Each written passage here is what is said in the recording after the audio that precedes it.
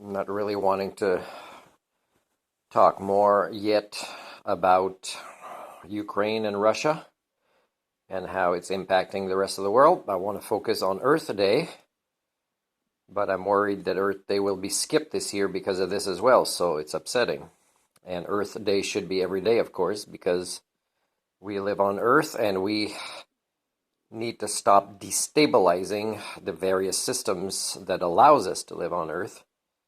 And it's not like, if the war ends after Earth Day that we're now going to celebrate Earth Day. So I'm a bit upset. So I want to say that today is April 1st, 2022.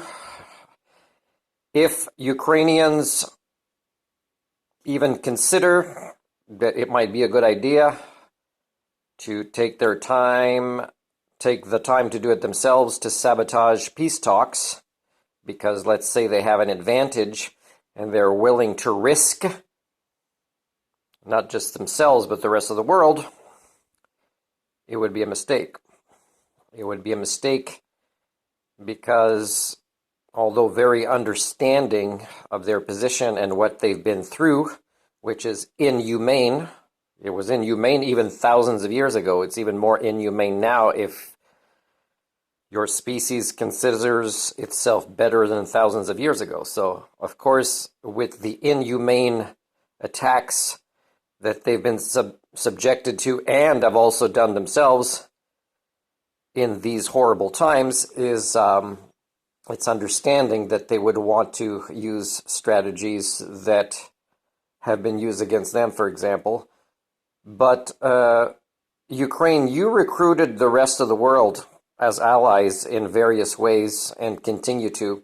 And it is not okay to risk so much, even though you, in your desperation, in your horrible times you're living with, mostly by yourselves, is understandable that you'd want to take these risks to get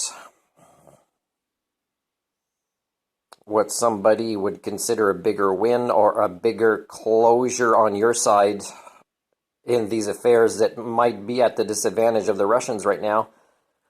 It is the wrong thing to do, and it is incited by the wrong feelings. And it does not include a global understanding of the impacts. So more time, unfortunately, needs to pass for certain things to become higher probabilities of stability for the whole world.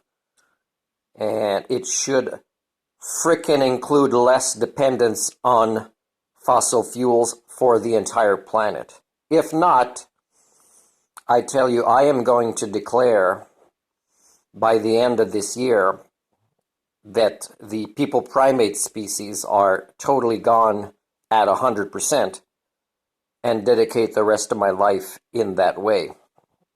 Right now, there's a tiny bit of hope. It's minuscule. It's almost irrational for me to have this hope in your species.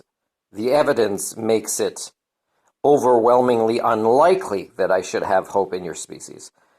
But if patterns are not broken in the cycles of history that you keep repeating this year, at a time when the news should be covering more Earth-related, ecological-related, climate-related news and educational reports for the People-Primates all through the planet, is I am going to declare your species gone, and I will act appropriately, which will be quite a big adjustment in my life because I still see myself as being capable and willing to dedicate the rest of my life, when possible, to humanics training, ecocentric worldview training, offer myself for free through teachings online without collecting money for it that will be beneficial for future generations.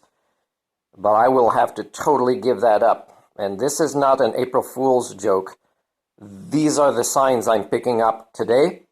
And these will be the consequences for everyone if the wrong choices are made based on feelings and not long-term altruism for all of your species and all other members and stakeholders of our global web of life.